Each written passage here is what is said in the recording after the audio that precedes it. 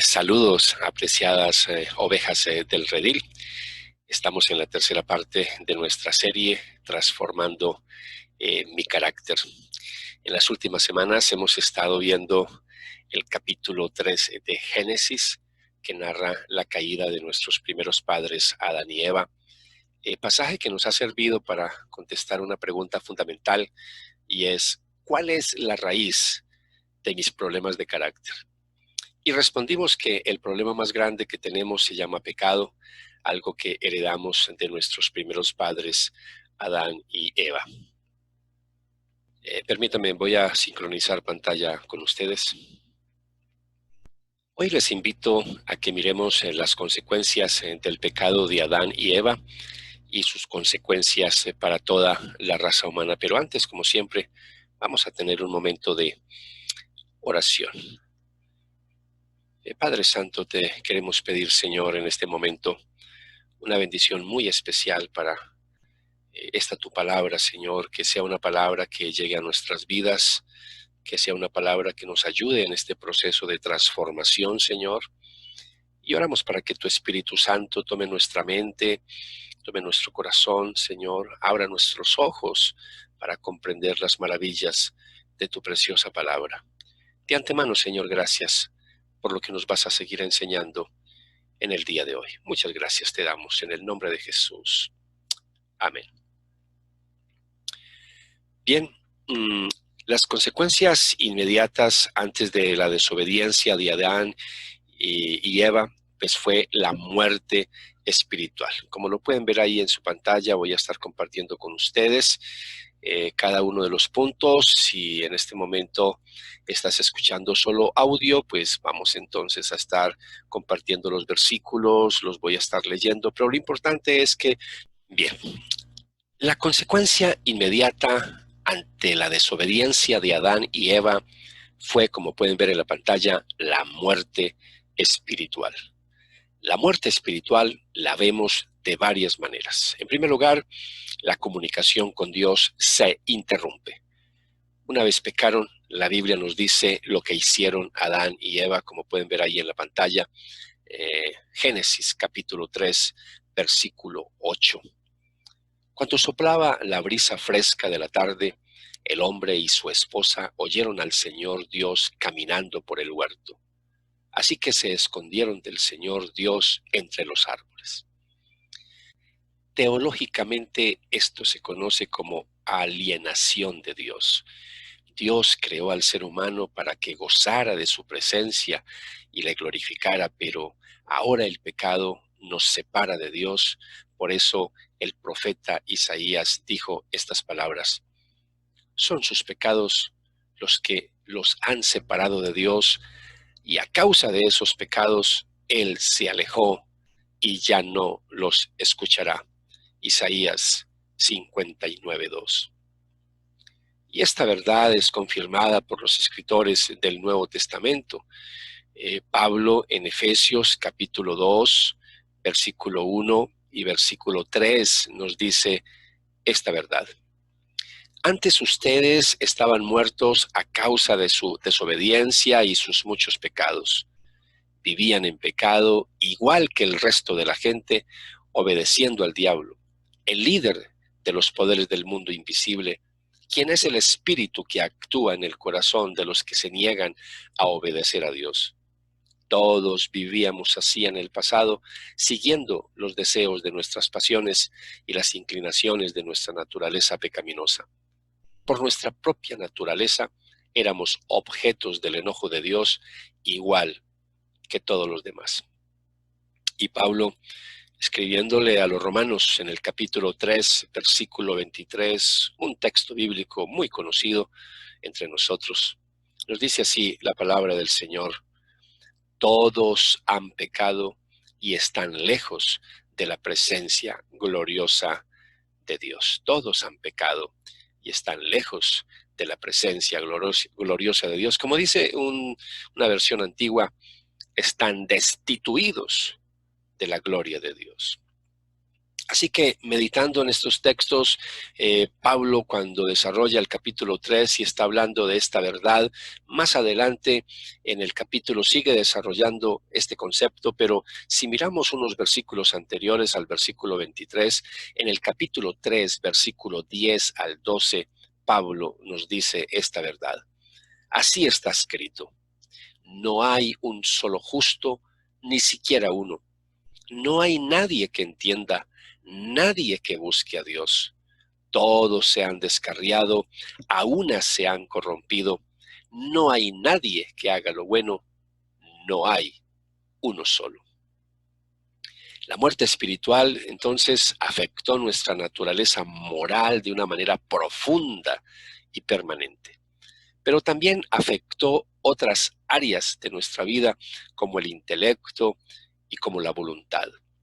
Y con respecto al intelecto, ya leíamos en el versículo 11 de Romanos capítulo 3, no hay nadie que entienda, nadie que busque a Dios. Así que estamos hablando de la capacidad de entender las verdades espirituales. Por eso Pablo más adelante en Primera de Corintios, en el capítulo 2, versículo 14, nos dice: el que no tiene el Espíritu no acepta lo que procede del Espíritu de Dios, pues para él es locura. No puede entenderlo, porque hay que discernirlo espiritualmente. Repito, este texto lo encuentra en Primera de Corintios, capítulo 2, versículo 14. Y en Efesios, capítulo 4, versículo 18, leemos: tienen la mente llena de oscuridad, vagan lejos de la vida que Dios ofrece, porque cerraron la mente y endurecieron el corazón hacia Él. Así que solo podemos entender las verdades espirituales, pero solo con la ayuda del Espíritu Santo. Al mirar todos estos textos bíblicos, vemos que el ser humano quedó totalmente incapacitado para buscar a Dios. De ahí que Jesucristo haya dicho en Juan capítulo 6, versículo 44, pues nadie puede venir a mí a menos que me lo traiga el Padre que me envió, y yo lo resucitaré en el día final. No solo la muerte espiritual la vemos cuando la comunicación con Dios se interrumpe, sino que también la vemos cuando la comunicación con otros se daña. Leemos en Génesis capítulo 3, versículo 9 al versículo 12. Ahí lo tienen en sus pantallas. Entonces el Señor Dios llamó al hombre: ¿dónde estás? Y el hombre contestó: te oí caminando por el huerto, así que me escondí. Tuve miedo porque estaba desnudo. ¿Quién te dijo que estabas desnudo?, le preguntó el Señor Dios. ¿Acaso has comido del fruto del árbol que te ordené que no comieras? El hombre contestó: la mujer que tú me diste fue quien me dio del fruto y yo lo comí. Lo que vemos aquí es que Adán está tratando de evitar que la culpa caiga sobre él y está tratando de culpar a su mujer. Pero lo más grave es que está tratando de culpar a Dios. Eso es lo más grave que vemos en este texto. Recordemos nuevamente lo que le respondió a Dios: la mujer que tú me diste. Ahora miremos el versículo 13. Entonces el Señor Dios le preguntó a la mujer: ¿qué has hecho? La serpiente me engañó, contestó ella, por eso comí. La mujer hace algo parecido a lo que hace Adán e intenta evitar que la culpa caiga sobre ella y le echa la culpa a la serpiente. Aquí hay una verdad muy importante, amados. Cuando se rompe la relación con Dios, se rompe la relación con los demás, y ahí es donde vienen los conflictos. Una vez Adán y Eva intentaron echarse la culpa el uno al otro, su relación matrimonial no volvió a ser igual que antes. Pero además, de ahí en adelante uno empieza a mirar en la Biblia Vemos una sociedad envuelta en conflictos donde cada uno busca culpar a los demás, donde reina el egoísmo y donde reina la individualidad. Pero no solo la consecuencia inmediata de la desobediencia de Adán y Eva fue la muerte espiritual, sino que también fue, en segundo lugar, la muerte física. Sigamos leyendo Génesis capítulo 3 y ahora les invito a que miremos los versículos 16 al 19. Ahí está en la pantalla. Luego le dijo a la mujer: haré más agudo el dolor de tu embarazo y con dolor darás a luz. Y desearás controlar a tu marido, pero él gobernará sobre ti. Y al hombre le dijo: dado que hiciste caso a tu esposa y comiste del fruto del árbol del que te ordené que no comieras, la tierra es maldita por tu culpa. Toda tu vida lucharás para poder vivir de ella. Te producirá espinos y cardos, aunque comerás de sus granos. Con el sudor de tu frente obtendrás alimento para comer hasta que vuelvas a la tierra de la que fuiste formado, pues fuiste hecho del polvo y al polvo volverás. Vemos aquí entonces que la muerte física es la segunda consecuencia, y cuando hablamos de la muerte física es la separación del alma y del espíritu del cuerpo. Cuando miramos el relato de la caída de Adán y Eva, parece que se dio en una etapa muy temprana, pues leemos en el versículo 22. Luego el Señor Dios dijo: miren, los seres humanos se han vuelto como nosotros, con conocimiento del bien y del mal. ¿Y qué ocurrirá si toman el fruto del árbol de la vida y lo comen?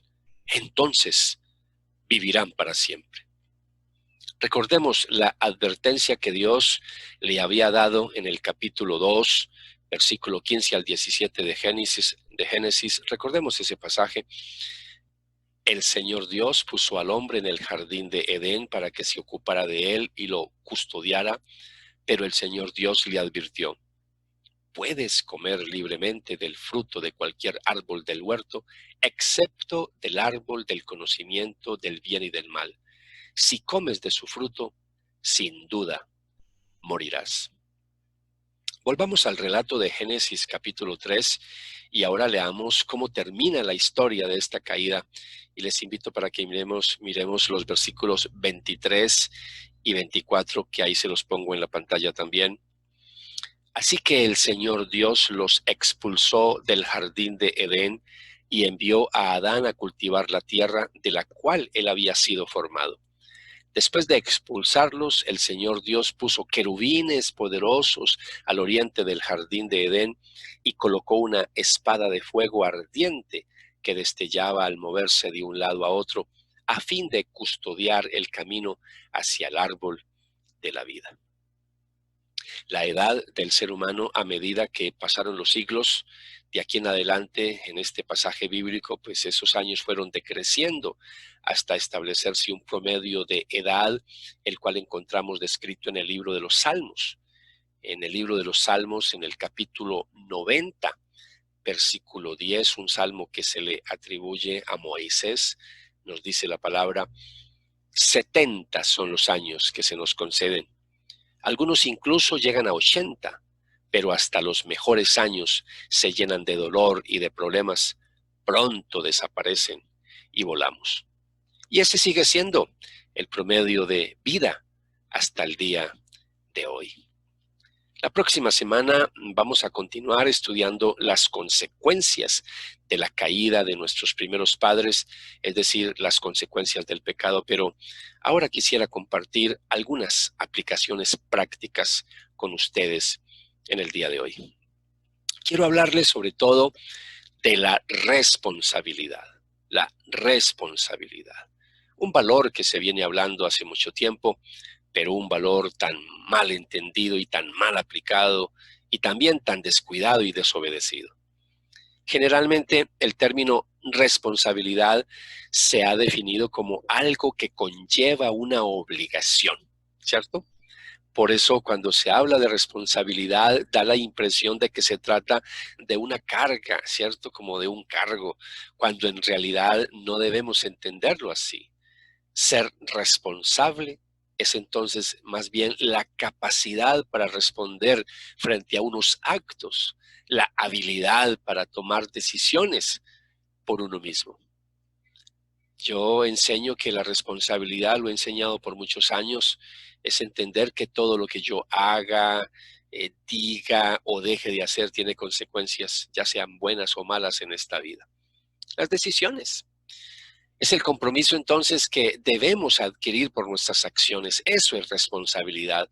Y ya cuando lo vemos de esta manera, entonces ser responsable no significará entonces llevar un peso encima, sino más bien liberarnos de una carga, porque ser responsable de nuestros actos nos permite ser conscientes de lo que hacemos. Y así entonces no estamos culpando a los demás. Y así aprendemos, en el caso de que cometamos algún error, ya no estar culpando a los demás, sino tomando la responsabilidad de nuestros actos, tomar la responsabilidad de las consecuencias de nuestras decisiones. Aunque muchos no considerarían esto algo positivo, ¿cierto? Lo cierto es que sí lo es, sí lo es. Pues estas características que estoy mencionando en este momento son indispensables, sobre todo para nuestro crecimiento personal. Recuerde que estamos hablando de la transformación. Lo que eres hoy día es el resultado de tus actos en el pasado, y lo que serás mañana será el resultado de tus actos y decisiones en el día de hoy, en el presente. Estamos en nuestra iglesia, les quiero recordar, estamos en el año de la transformación. Coincidencialmente, llamamos este año el año de la transformación y se nos vino esta pandemia. Creo que ahí sí que estamos aplicando lo que es el año de la transformación. De hecho, nos encontramos en esta serie, ¿cierto? Transformando mi carácter. Y estamos en la tercera parte de esta serie que la hemos titulado ¿Cuáles son las consecuencias del pecado? En la transformación de nuestro carácter resulta indispensable reconocer que ser responsable de nuestros actos es lo que nos hace dueños de ellos.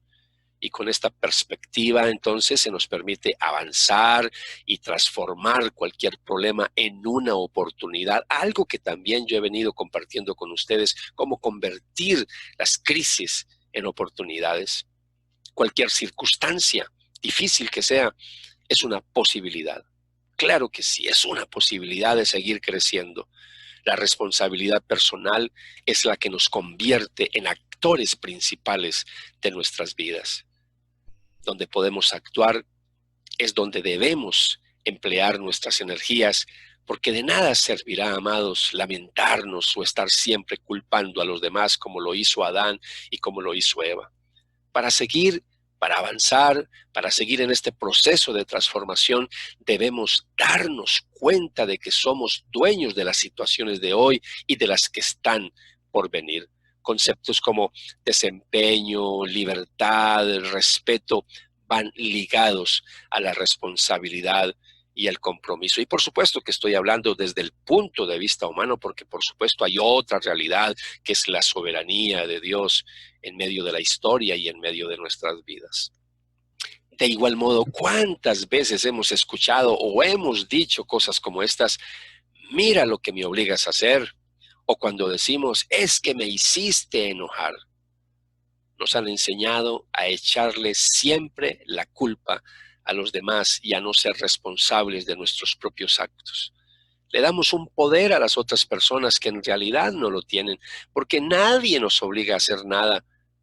Nadie nos obliga a hacer nada, ni nos enfada, ni nos hace, como decimos a lo paisa aquí en Colombia, nos hace sacar la rabia. No, la última palabra la tenemos nosotros, y si aceptamos, ya no estamos siendo obligados.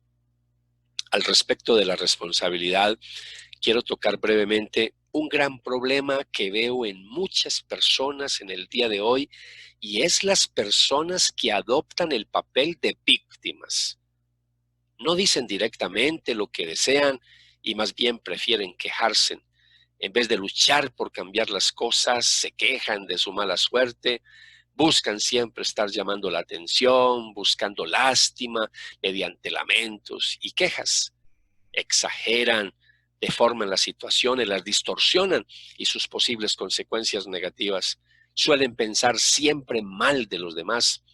Ante un fracaso, ante una caída, otra vez como Adán y Eva se justifican y echan la culpa a otros o a las circunstancias. Se hacen las víctimas para que se les reconozcan los méritos.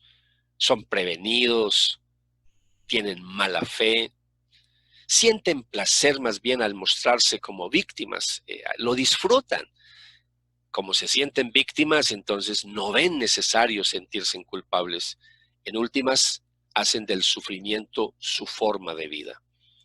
La actitud de estas personas es más bien pasiva e inconsecuentemente manipuladora. Los que se hacen las víctimas se valen del chantaje emocional y suele hallarse inmersos en una eterna e inactiva espera de que el mundo reconozca su inmenso dolor y la injusticia que se ha cometido con ellos, como dicen por ahí, pobrecitos. Es un rasgo común en el trastorno que en términos, cuando hablamos en la psicología, se le llama la paranoide, ¿cierto? Es un trastorno paranoide de la personalidad. En este, dicen los psicólogos, la sintomatología consiste en una tendencia generalizada e injustificada a interpretar las acciones de los demás como agresivas o amenazantes. Son personas que se sienten explotadas por los demás, desconfiadas, celosas, reaccionan a menudo de forma agresiva de una manera disimulada. Estas personas, ahí es donde está el problema, raramente buscan ayuda profesional.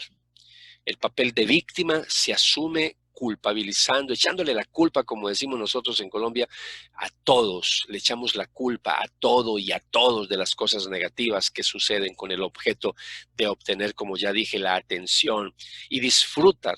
Ellos disfrutan de la lástima de los demás. Las quejas, los reclamos en forma a veces irrespetuosa. Ellos siempre están transmitiendo un mensaje claro que sienten culpa. Son personas que van de mártires por la vida y siempre están en ese papel. En general, cuando las personas se enfrentan dificultades, pues buscan soluciones. Pues eso es lo normal que hacemos las personas, ¿cierto? Pero aquellas que tienen este problema que se llama victimismo, los que se hacen las víctimas, no lo hacen, no buscan ayuda. Más bien su talento consiste en siempre estar encontrando excusas, su comportamiento va dirigido a negar sus defectos y hacerle más bien el quite a las responsabilidades. Hacen uso, para que entendamos a estas personas que las tenemos a veces alrededor, ya sea en nuestra familia, en nuestra iglesia, en nuestra empresa, es decir, personas que están cerca de nosotros. Estas personas hacen uso de dos mecanismos. Primero, culpan a los demás de todo. Y ahí es donde adoptan el papel de víctima, mostrando lo injusto de la situación y se quejan de incomprensión e incluso persecución en su contra.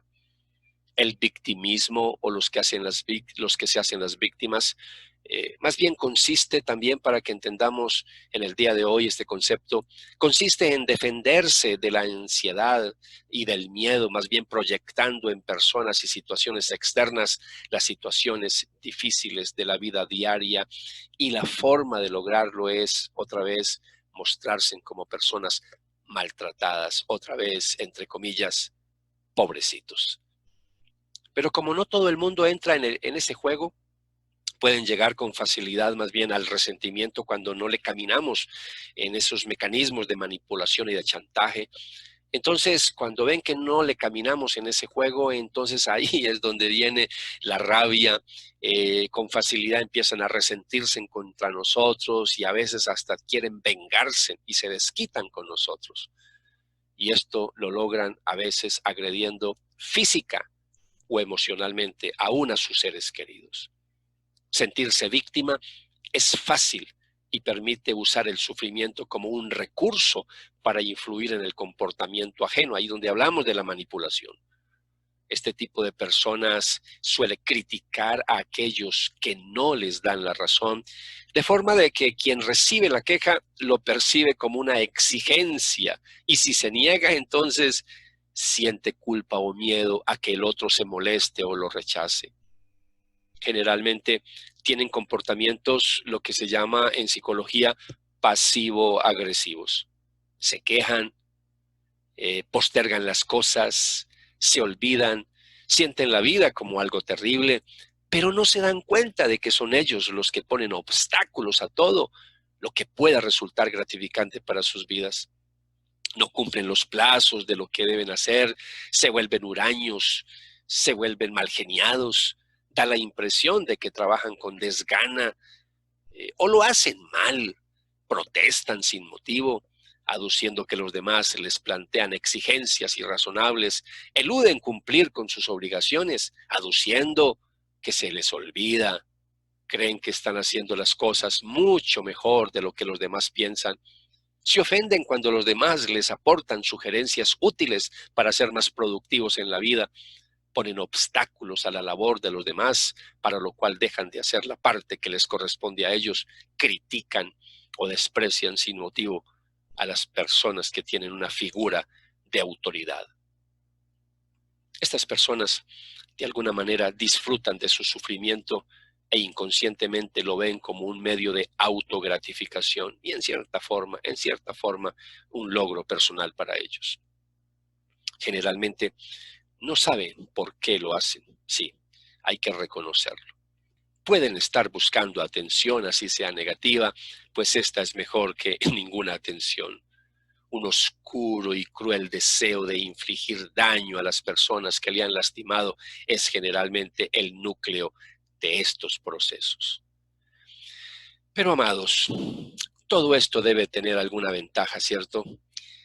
Cuando uno mira estas situaciones de victimismo, para entender lo que está pasando, tenemos que considerar los aspectos positivos de ser una víctima, porque cuando una persona adopta esta actitud, ellos creen que obviamente tienen algunas ventajas. A pesar de la aparente miseria, hay beneficios asociados a desempeñar este papel, que por supuesto no lo estoy justificando, sino que estoy mostrándoles que para ellos tienen unas ventajas. Y es la ganancia secundaria, es todo lo que la persona obtiene. Muchas veces de forma inconsciente con su comportamiento. ¿Qué obtienen ellos? Pues obtienen compasión, simpatía o ayuda de otros. Se siente bien cuando otros le prestan atención y le satisfacen las necesidades de dependencia. El victimista o el que se hace la víctima no cambia a menos que reconozca su comportamiento como inadecuado y eso rara vez ocurre. La solución más bien requiere que el que se hace la víctima aprenda un patrón de comportamiento nuevo. Escúcheme, las personas que en este momento están escuchando esta predicación, si tú tienes este problema, la solución, repito, lo que tienes que hacer es empezar a adquirir, aprender patrones nuevos de comportamiento si realmente quieres que haya una transformación en tu vida. Empezará a ver que incluso si no puede controlar lo que le sucede, siempre puede controlar sus respuestas. Claro que puedes cambiar, tú sí puedes cambiar.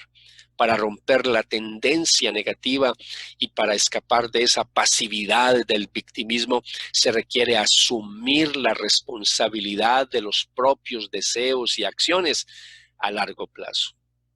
Y por favor, si tú que me estás escuchando, estás dentro de esta categoría y eres un victimista, eres una persona que siempre se está haciendo la víctima, no creas que las personas que te aman, que te están sugiriendo que inicies un tratamiento con un consejero bíblico o con un psicólogo, están confabuladas en tu contra. Ellos te aman, ellos quieren lo mejor para ti.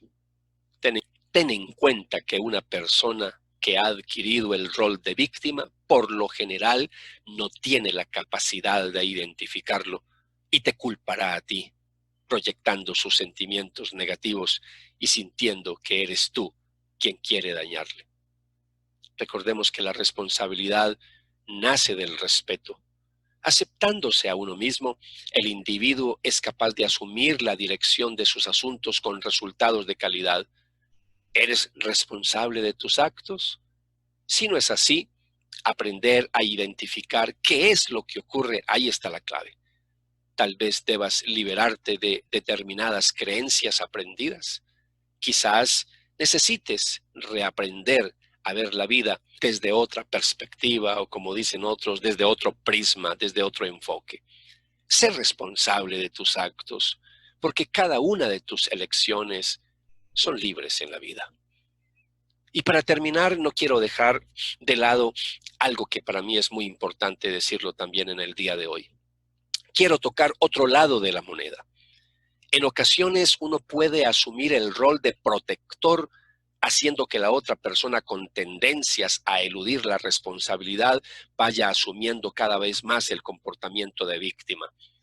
Y si asumes el rol de protector, preocupándote de más por alguien, intentando resolver sus problemas, cruzando la línea de la individualidad, es positivo que comiences a adquirir responsabilidad sobre ti y aprendas a despegarte de esas actitudes, dejando espacio para que la otra persona aprenda a responsabilizarse de sus propias circunstancias, siendo así más libre y autónomo en su vida. Y de esta manera estarás fomentando el crecimiento de esa persona al mismo tiempo que fomentarás también tu propio crecimiento.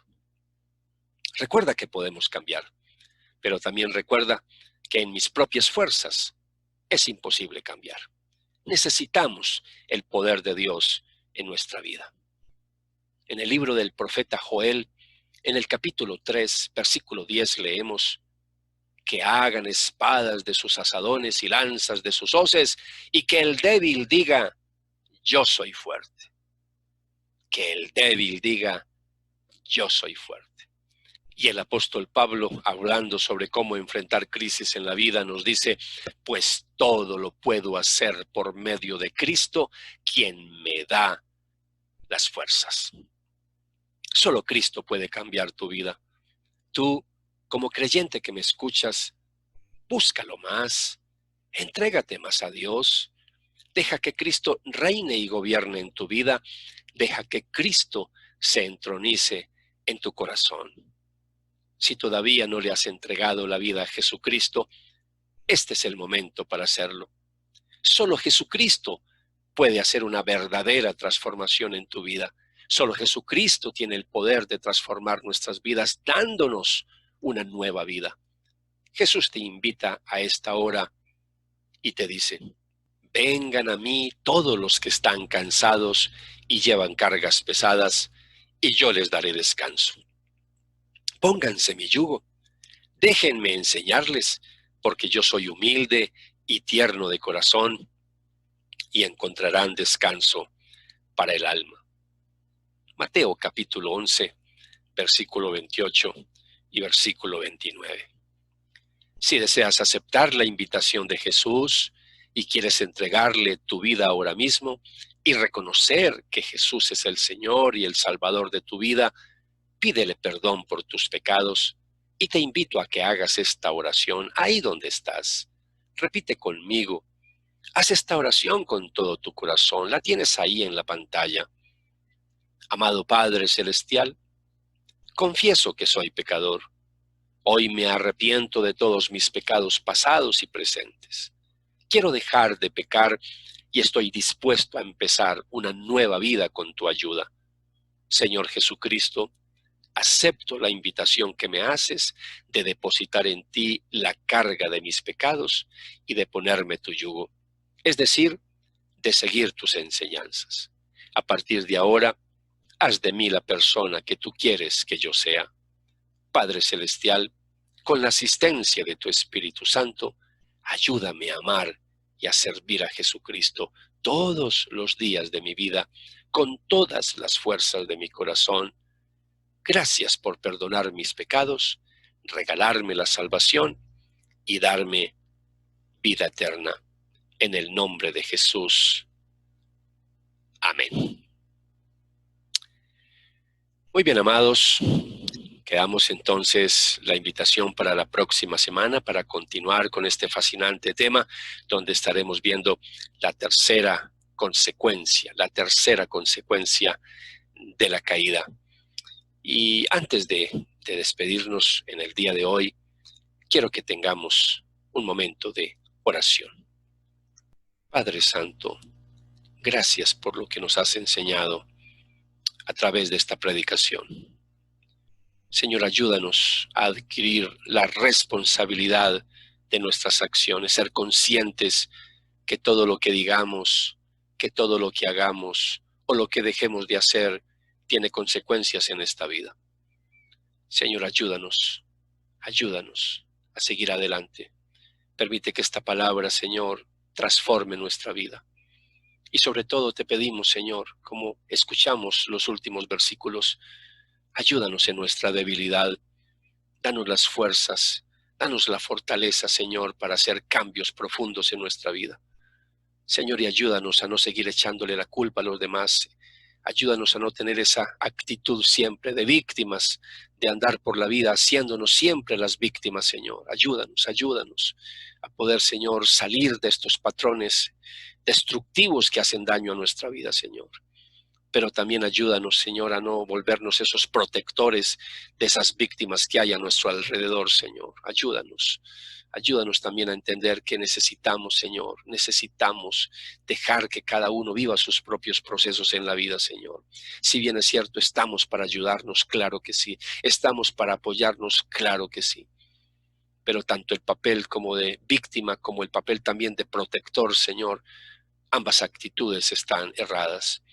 Ayúdanos, Señor, ayúdanos. Y sobre todo a entender que el único que transforma, que el único que cambia, eres tú, amado Jesús, y que a través de tu Espíritu Santo, solamente tú nos puedes transformar de una manera plena y de una manera verdadera. Ayúdanos, pues, Señor, a poner en práctica lo que estamos aprendiendo en esta serie. En el nombre de Jesús. Amén y amén.